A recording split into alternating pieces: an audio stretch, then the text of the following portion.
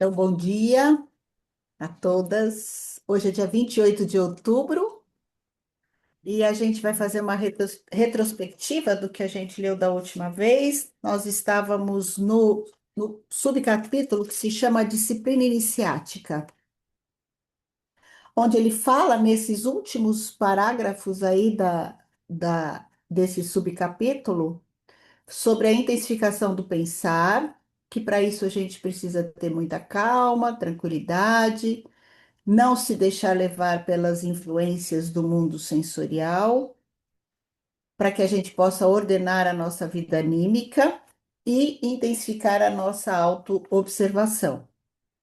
E ele dá o exemplo da retrospectiva, que facilita todo esse processo, a partir do exercício de contemplar a si mesmo. Então, a retrospectiva é esse exercício onde a gente contempla a nós mesmos em imagens. Então, a gente não fica fixado nos fatos sensoriais, né?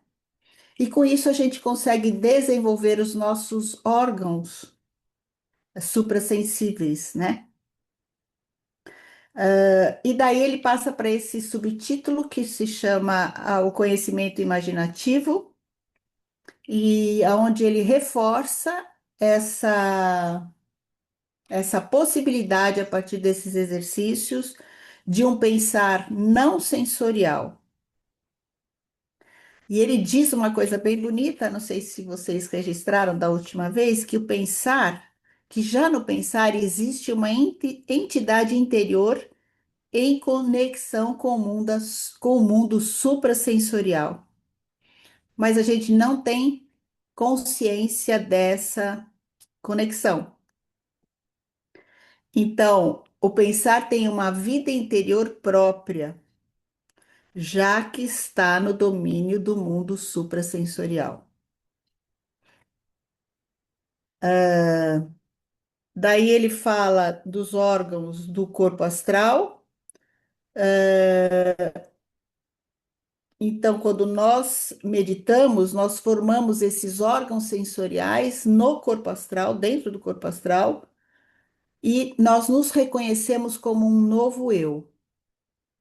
E esses órgãos são órgãos ativos, e ele diferencia isso do ouvir e do ver, que são órgãos passivos, porque ele vem do mundo exterior. Nós recebemos isso passivamente. E quando a gente faz esse exercício através da intensificação do pensar pela meditação, então a gente ativa esses órgãos, né? Esses órgãos anímicos espirituais que são relacionados à flor de lótus. A flor de lótus são os órgãos sensoriais da alma. E ele fala dos exercícios de purificação e os exercícios de iluminação. Os exercícios de purificação são todos aqueles que a gente já viu ao longo lá no conhecimento dos mundos superiores, na teosofia, e a iluminação é essa disciplina, esse rigor pela contemplação que precisa viver na gente, né? E daí ele dá o exemplo da gratidão, que a gratidão a gente só pode sentir, ela não é vista, né? E esse é um vislumbre do mundo superior. Esses sentimentos que a gente adquire a partir de todos esses exercícios são vislumbres do mundo superior. E a importância de fazer os exercícios sem esperar nenhum resultado, e aí a gente vai sentir que a gente está no caminho certo. Então, as flores de lótus, ele coloca que estão próximas aos órgãos físicos e que elas veem isso pelo corpo astral. Então, ele fala da flor de lótus de duas pétalas, que fica aqui bem no terceiro olho, a flor de lótus que está na laringe, que são de 16 pétalas e que estão relacionadas aos exercícios dos dias da semana. Então, lembram, a gente tem, são 16 pétalas, oito já estão acordadas, E para que a gente acorde as outras, ele indica esses exercícios dos dias da semana. Depois, no coração, a flor de lótus de 12 pétalas, a partir dos exercícios complementares, dos 6 exercícios complementares. E na região do plexo solar, do estômago, existe a flor de lótus a ser despertada de 10 pétalas. E como que a gente vai começar a perceber isso? Porque a gente começa a ter sensação física, né? De calor, de frio, às vezes uma percepção sonora, às vezes algumas cores, luzes, alguma percepção verbal. E daí ele termina com aquela frase bem legal, né? Que no mundo físico a gente vive essa alternância entre vida e morte. E que no mundo suprassensorial, isto não é uma alternância, mas é uma transformação, né? Então, o corpo etérico, o corpo astral e o eu, eles são submetidos à lei da transformação, cuja percepção é imaginativa. Então, do corpo físico se desprende o que continua a viver sob outra forma. Então, acho que era isso.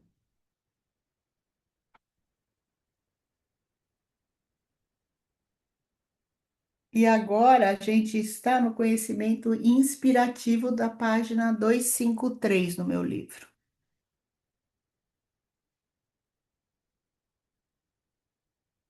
Posso ler?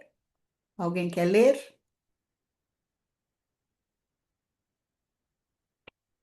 Então, eu vou ler. Se vocês não quiserem, é só gritar: olha, não leia. Tá bom? O conhecimento inspirativo.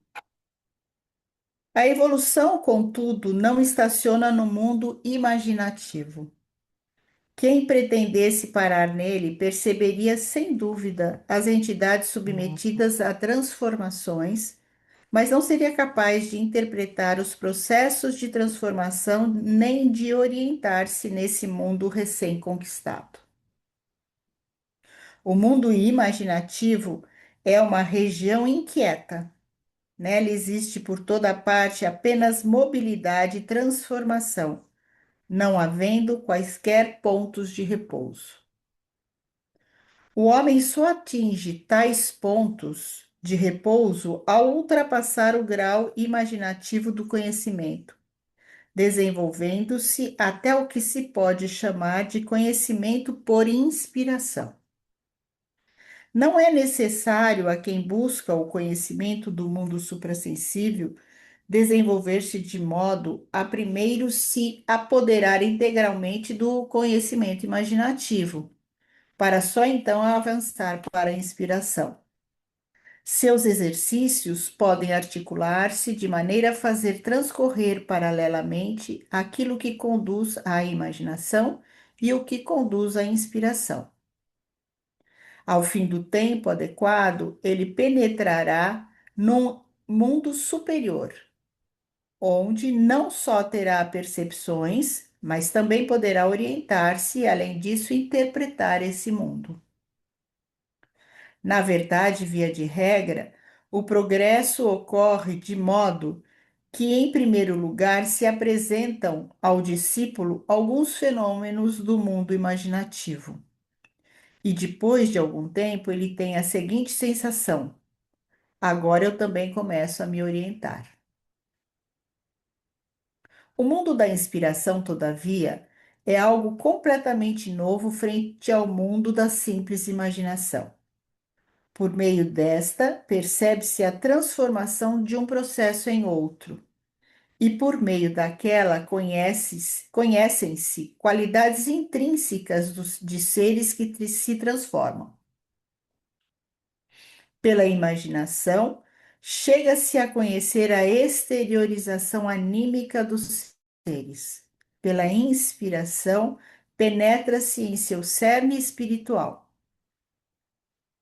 Vence vem-se principalmente a conhecer uma multiplicidade de entidades espirituais e suas interrelações. Aliás, também no mundo físico se lida com uma multiplicidade dos mais diversos seres. No mundo da inspiração, contudo, essa multiplicidade possui outro caráter. Ali, cada ser está em relação bem determinada com outros, não por uma intervenção externa, como no plano físico, mas por sua constituição intrínseca. Ao se observar um ser no mundo da inspiração, não aparece uma influência externa deste sobre um outro, comparável à atuação dos seres físicos entre si. Existe uma inter-relação devido à constituição intrínseca de ambos os seres. Essa relação poderá ser comparada a uma relação no mundo físico, se para isso tomarmos a inter-relação entre os fonemas isolados ou letras de uma palavra. A existência da palavra homem se deve à consonância dos fonemas H-O-M-E-M. Não ocorre um choque ou então uma interferência exterior, por exemplo, do M ao E. Ambos os fonemas atuam em conjunto, em verdade, dentro de um todo, por sua qualidade intrínseca. Por isso, a observação no mundo da inspiração só se compara a uma leitura, e os seres desse mundo atuam sobre o observador como caracteres que ele deve conhecer e cujas relações se lhe devem revelar como uma escrita suprassensível. A ciência espiritual também pode, portanto, denominar analogamente o conhecimento pela inspiração como leitura da escrita oculta. Ele já trouxe isso lá no ou na teosofia ou no conhecimento dos mundos superiores, né? O modo como essa escrita oculta é lida e como se pode comunicar o resultado da leitura fica esclarecido recorrendo-se aos próprios capítulos anteriores deste livro. Primeiramente, foi descrita a entidade do homem, composta por diversos elementos integrantes. Depois, foi mostrado como a entidade cósmica em que o homem se desenvolve atravessa os diversos estados, o saturnino, o solar, o lunar e o terrestre. As percepções que permitem conhecer, de um lado, os elementos constitutivos do homem e, de outros, consecutivos estados da Terra e suas transformações prévias, revelam-se ao conhecimento imaginativo. No entanto, também é necessário conhecer as relações existentes entre o estado saturnino e o corpo físico humano, entre o estado solar e o corpo etérico e etc. Deve-se mostrar que o germe para o corpo físico humano nasceu já durante o estado saturnino, tendo continuado a desenvolver-se até sua forma atual durante os estados solar, lunar e terrestre. Foi necessário aludir, por exemplo, às transformações que ocorreram com o ser humano pelo fato de o Sol se haver separado da Terra, tendo algo similar acontecido em relação à separação da Lua. Mais adiante, foi preciso expor o que contribuiu para se realizarem na humanidade as transformações expressas na época atlântica e nos sucessivos períodos hindu, proto-persa, egípcio, etc. A descrição dessas correlações não resulta da percepção imaginativa, e sim do conhecimento inspirativo da leitura da escrita oculta. Para essa leitura, as percepções imaginativas são como letras ou fonemas. Porém, essa leitura não é necessária apenas para esclarecimentos, como a recém-descrita. Já não se poderia compreender o próprio curso da vida humana inteira observando-a apenas por meio do conhecimento imaginativo. É verdade que se poderia perceber como, com a morte, os membros anímico e espirituais se desprendem daquele que permanece no mundo físico. Mas a pessoa não compreenderia as relações entre aquilo que ocorre com o homem após a morte e os estados precedentes e subsequentes, caso não pudesse orientar-se dentro do que é percebido imaginativamente. Sem o conhecimento por inspiração, o mundo imaginativo permaneceria como uma escrita que se olha com atenção sem poder decifrar.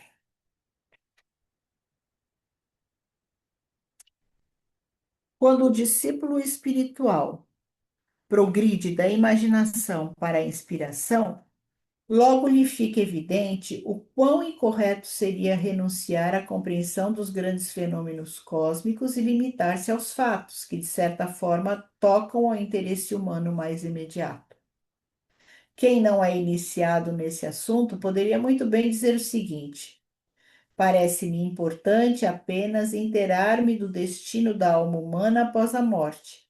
Se alguém me instruir a esse respeito, isso me será suficiente, porque a ciência espiritual me apresenta coisas tão remotas como estado.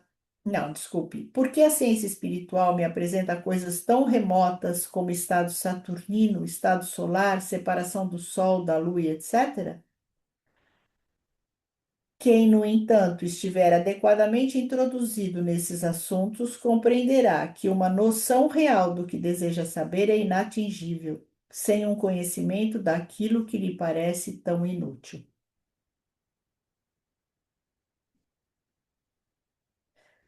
Uma descrição dos estados do homem após a morte permanece totalmente incompreensível e sem valor quando o homem não pode ligar-se a conceitos retirados daquelas coisas tão remotas. Já a mais simples observação do conhecedor suprassensível torna necessária a familiaridade com tais coisas. Quando, por exemplo, uma planta passa do estado floral para o estado de fruto, o observador suprassensível vê uma transformação numa entidade astral que, durante a florescência, havia coberto e envolvido a planta de cima como uma nuvem. Se a fecundação não tivesse ocorrido, essa entidade astral teria passado a uma forma totalmente diversa daquela assumida em consequência da fecundação. Ora, chega-se a compreender todo o processo percebido na observação suprassensível quando se aprende a compreender o próprio ser por meio daquele grande processo cósmico ocorrido com a Terra e todos os seus habitantes na época da separação do Sol. Antes da fecundação, a planta está na mesma situação em que a Terra antes da separação do Sol. Depois da fecundação, a flor da planta se apresenta tal qual a Terra após a separação do Sol, possuindo ainda em si as forças lunares. Tendo-se assimilado às representações mentais obtidas da separação do Sol, percebe-se objetivamente o significado do processo de fecundação da planta, concluindo que antes da fecundação a planta se encontra num estado solar e depois disso num estado lunar. Ocorre que mesmo o processo mais insignificante no mundo só pode ser compreendido quando se reconhece nele uma imagem de grandes processos cósmicos. Do contrário, ele permanece tão incompreensível no tocante à sua essência quanto a Madonna de Rafael, para quem só consegue ver um pequeno fragmento azul enquanto o restante fica encoberto. Tudo o que sucede em relação ao homem. Eliane, Ai, desculpa. Diga. nada? Não, é porque eu passei por uma experiência hoje de manhã com esse quadro do Rafael, porque aí eu fui catar, né? Ele tem várias Madonas. Bem, Mas essa Madonna, especificamente, ele está falando da Madonna na Capela Sistina. E aí eu tenho aquelas imagens das Madonas que Stein fala que são imagens curativas. Já fiz várias vezes meditação com ela, mas eu nunca vi nada. uma delas é essa. né? É exatamente essa aqui. Cadê? Não sei se dá para ver. Essa aí mesmo. Basta você que está melhor. Só que hoje eu fui fazer, eu estava lendo e aí passei da página que vocês tinham parado, que eu não fui na última vez, cheguei até aqui. Aí eu fui catar na internet essa imagem aí. Quando eu Hum, peguei essa imagem, eu não sei se vocês observaram, esse azul que está em volta de Jesus e pela Madonna, né? Quando você abre a imagem na internet, ele não é só nuvem, são várias carinhas de anjos. sim. Eu fiquei assim assustada, meu. Eu fiquei embabacada. A palavra certa é essa. Não conseguia dar conta da experiência que eu tive. Muito interessante. É, E aí eu queria falar com vocês. Pega a imagem lá na internet, aí vai abrindo assim aos pouquinhos, você vai vendo. E aí você fica impressionado como é que um pintor consegue fazer uma coisa dessa. pois é. Porque uma coisa é dar pincelada de azul, pintar todo o céu, né? Fazer nuvenzinha e tal. Mas quando você faz as nuvens em forma de. E do outro lado da. Onde está o lado da Maria, né? Que tem uma outra santa que eu já não sei mais qual é o nome. Você não tem esses anjinhos. Você tem, se você perceber bem, tem uma imagem de uma mulher e de uma criança maiorzinha. Muito interessante. Eu Não, achei isso chocante. não é a Ana e o João?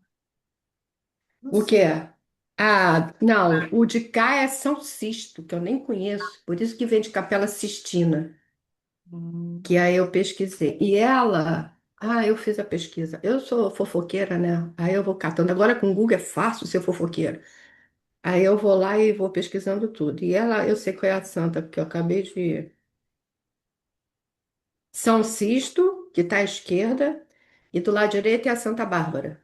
Santa Bárbara. E aqueles dois anjinhos com cara de sapeca que tem ali embaixo, né? Tudo olhando assim, tipo assim, eles estão vendo alguma coisa que você não está vendo.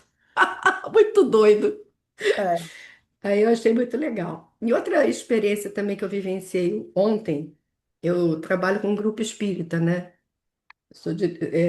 E aí a gente estuda os livros, agora a gente está estudando os livros do André Luiz, mas como está no final do ano, eu parei e peguei o Pai Nosso, do Steiner. Gente, eu já tinha lido o livro, né? Por isso que eu peguei, achei que ia ser mais interessante eu reler junto com eles. E aí, quando ele fala dos corpos, e aí a gente vai entender por essa questão que ele coloca aqui da evolução, né? Porque o corpo físico é mais antigo que o corpo do duplo etérico, que é mais antigo que o corpo do astral, e você vai ver que o Steiner coloca a culpa no duplo etérico e as paixões, né, no campo astral. Portanto, é mais fácil você resolver as paixões do que resolver a culpa, por conta dessa coisa de que são corpos muito mais antigos e a coisa fica mais fixada. Eu achei também isso assim bem interessante, né? Porque a gente sabe, pelo menos da visão espírita, que a maioria das questões de culpa de outras encarnações você tem reflexo em esquizofrenia, doenças mentais em geral, na atual encarnação. E como é difícil você tratar isso, porque aquilo está muito arraigado. Aí eu achei muito interessante. Aí eu queria partilhar com vocês.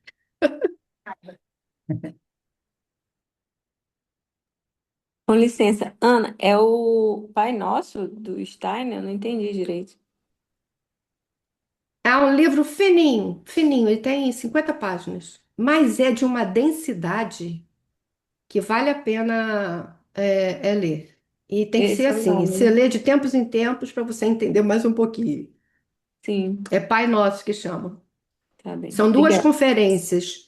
Uma ele fala da constituição do ser humano e na outra conferência ele vai falar da antiguidade da oração Pai Nosso e do significado que aquilo tem para quando você lê, quando você faz a oração, né? Porque aquilo tem uma força, que é uma força que está no campo de frequências vibratórias, porque são pessoas que fizeram aquela oração anos a fio e até hoje muitas pessoas ainda fazem, né? Tá bem legal. Ana, eu posso. Você pode repetir para mim aquilo que você falou da esquizofrenia Mas essa é uma visão espírita. Eu li no muito tempo. corpo astral, é isso? É o corpo astral, não? Não, a culpa está no A duplo culpa etérico. Você duplo. traz a culpa no duplo etérico. Ah, tá. Tanto que você, quando tem algumas doenças, elas são reflexos também desse corpo, que a gente chama perispiritual, e são vários corpos, né? Então, tá no duplo etéreo. A paixão tá no astral. Então, é Hum, mais fácil você resolver o que está no astral, porque foi o corpo mais recente. Antes dele, você teve a formação do corpo do duplo etéreo. Então, a culpa é uma coisa muito mais difícil de você tirar da mente, vamos dizer assim, do que trabalhar com paixões e com os desejos que você tem, né? Que o astral te traz. Então, é mais certo. fácil você resolver essas paixões do que resolver a culpa. E dentro do espiritismo, as culpas, e essas doenças mentais têm muito a ver com a culpa de atos que você fez em encarnações passadas que não são, não estão dentro da lei divina, vamos dizer. Você rompeu com a lei divina. Ah, tá. Deu para esclarecer mais um pouquinho, porque eu estudo muito isso daí, né? Eu tenho um Uhum. filho que tem esquizofrenia, né? Então é bom Ah, tá, ouvir várias, né? Várias posições. Entendi. tá. Obrigada, viu? Nada, nada. Continuamos. Tudo o que sucede em relação ao homem é uma reprodução de todos os grandes processos cósmicos relacionados com sua existência. Para se compreenderem as observações da consciência suprassensível sobre os fenômenos entre o nascimento e a morte, e novamente entre a morte e um novo nascimento, é preciso ter adquirido a faculdade de decifrar as observações imaginativas por meio das representações mentais resultantes da contemplação dos grandes processos cósmicos. É essa contemplação que fornece justamente a chave para a compreensão da vida humana. Por isso, no sentido da ciência espiritual, a observação dos períodos saturnino, solar, lunar e etc. é, ao mesmo tempo, observação do homem. Eu achei muito interessante lendo esse subtítulo e faz todo sentido quando ele enfatiza a necessidade da retrospectiva, né? Porque, e aí eu fiquei pensando, eu falei, nossa, o livro, quando ele começa, ele é muito difícil. Mas agora nós estamos fazendo a retrospectiva do que ele falou desde o início, então tá mais, não mais fácil, mas a gente começa a digerir melhor, Sim, né? Muito interessante como ele trouxe, veio trazendo tudo isso, não? sim. E como nada é sem sentido, né? Bom, Tem uma Aí a pergunta aqui. Rossana quer falar? Obrigada em interromper. Essa retrospectiva, porque aí no resumo que a Eliana deu, eu tenho feito a retrospectiva, mas é uma retrospectiva do dia, mas me colocando os eventos exteriores dos quais eu estive presente. Na verdade, pelo teu resumo, eu entendi que não é isso. É não eu é. me observar. É você observar nesses fatos que vão acontecendo. Não é parar no sentimento, mas é assim. O que que acontece? Você vai fazendo a retrospectiva da noite para o dia, vai Uhum. colocando os fatos nessa ordem inversa e não para no sentimento. Então, eu encontrei com a minha irmã e já foi aquele mal-estar e fica Ah, parado. entendi. Encontrei com a minha irmã e isso já vai reverberando dentro de você. No dia seguinte, você faz a retrospectiva e encontrou com outra que também te criou esse mal-estar. Isso vai, isso é uma autoobservação. Entendi. E eu quero agradecer a Ana também, porque esse assunto psíquico também ela colocou bem, por causa da família. Obrigada. Isso aí também é interessante quando você faz esses exercícios, porque aqueles primeiros que você faz, esse aí que você está falando, a gente está trabalhando muito com a retrospectiva, trabalha com a imaginativa. E quando você começa a racionalizar, você está entrando no conhecimento, no outro, como é que ele chama? Inspirativo. Porque você trabalha com a percepção. E aqueles exercícios que acho que foi a Cristina ou a Eliana que falou, dos dias, eles ajudam muito nessa questão da captação da meditação inspirativa. Eu Eu só não tenho Por- uma entendi quando você dúvida. fala da racionalização. Isso. Isso. É o Porque quê? a impressão que eu tenho é que é para não racionalizar, que é justamente observar como se a gente tivesse à margem de um rio, olhando aqueles acontecimentos até que já passaram, né? Repassando, mas sem racionalizar. Eu entendi como não ter o sentir. Vocês se afastando cada vez mais daqueles sentimentos que algumas situações no teu dia trouxeram para você. Tanto que ele fala que é tanto a alegria quanto a tristeza, tanto a raiva quanto a gratidão. Isso. Mas sem ficar racionalizando sobre aquilo, porque racionalizar é ficar, ah, ali eu tive alegria, ah, ali eu Ah, tive entendi o que você raiva, está falando. ah, Tá. isso. Não, é percebendo. Não sei se é isso, meninas. É, eu entendo assim também. Então, é assim: você vai olhar os fatos da vida sem se envolver emocionalmente outra vez nos fatos, né? E isso vai te trazendo insights. Isso vai te inspirando de alguma forma, através dessas imagens que você vai formar dos fatos que te ocorreram no dia. E vai ampliar a sua observação, a sua autoobservação. Você vai ter insights a respeito de você mesmo, né? Eu entendo assim. E, e essa questão da inspiração aqui. Na verdade, até onde eu entendo, essa questão do conhecimento inspirativo é uma intensificação do sentir, porque a gente faz as conexões, né? Então, se a gente, por exemplo, observa uma planta, a gente observa os fatos e faz uma imagem da planta.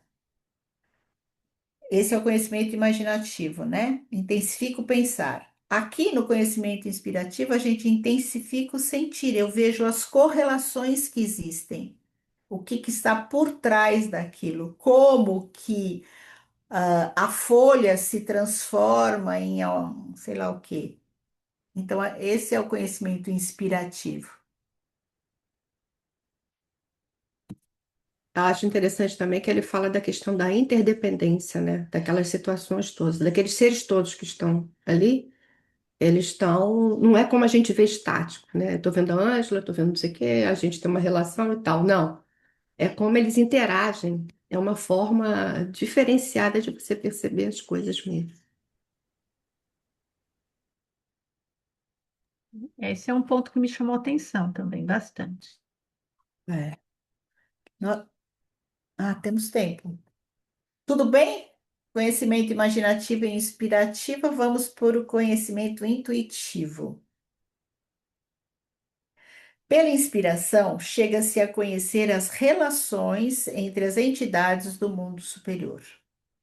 Mediante um grau ainda mais elevado do conhecimento, torna-se possível conhecer essas entidades em seu próprio íntimo.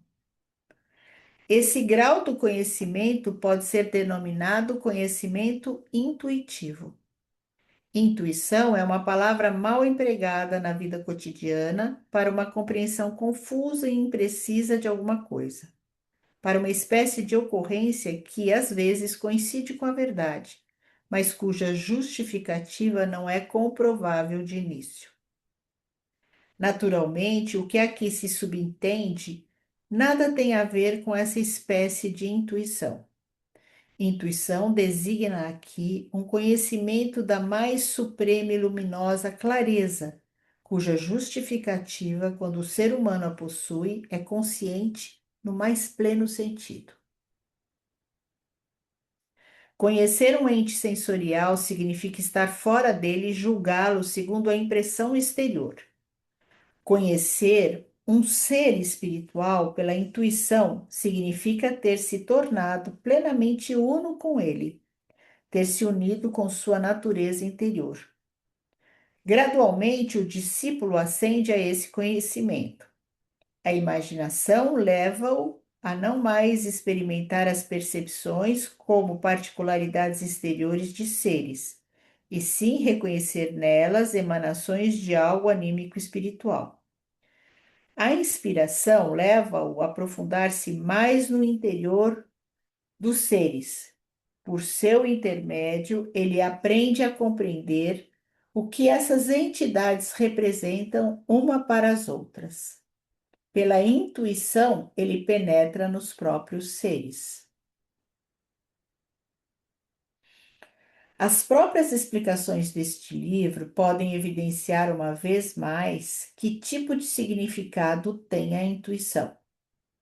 Nos capítulos precedentes, não apenas se abordou o modo como transcorrem as evoluções saturnina, solar, lunar, etc., mas também foi comunicado que certos seres participam desses processos das mais diversas maneiras. Foram citados os tronos ou espíritos da vontade, os espíritos da sabedoria, do movimento, etc. No caso da evolução terrestre, falou-se dos espíritos de Lúcifer e Ahriman. A construção do cosmo foi atribuída a entidades que participaram dela. O que se pode perceber a respeito dessas entidades é resultado do conhecimento intuitivo. Esse também já é necessário quando se quer conhecer a vida do homem.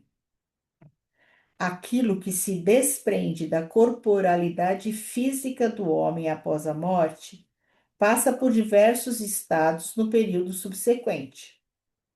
Os estados imediatamente posteriores à morte ainda poderiam, até certo ponto, ser descritos pelo conhecimento imaginativo, mas o que ocorre mais tarde, no percurso do homem entre a morte e o novo nascimento, deveria permanecer totalmente incompreensível à imaginação se a esta não se acrescentasse a inspiração.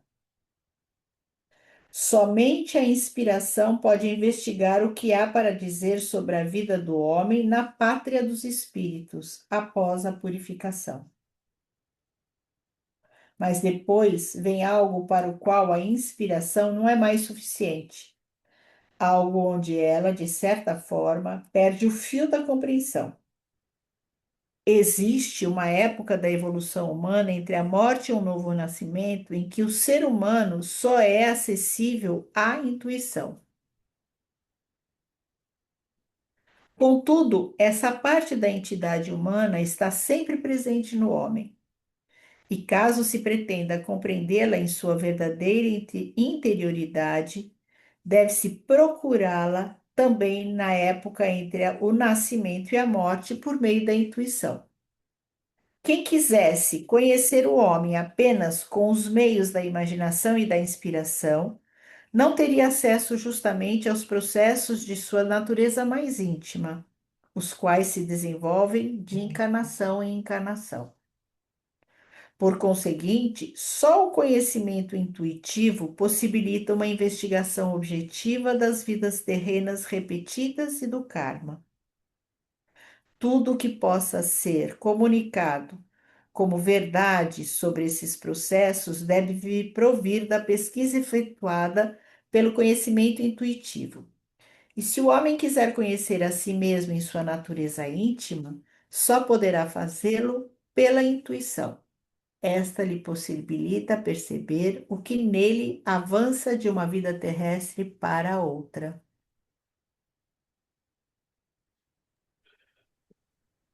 E E aí, penso que podemos parar aqui, tá, né? Porque começam os exercícios, então, tá bom.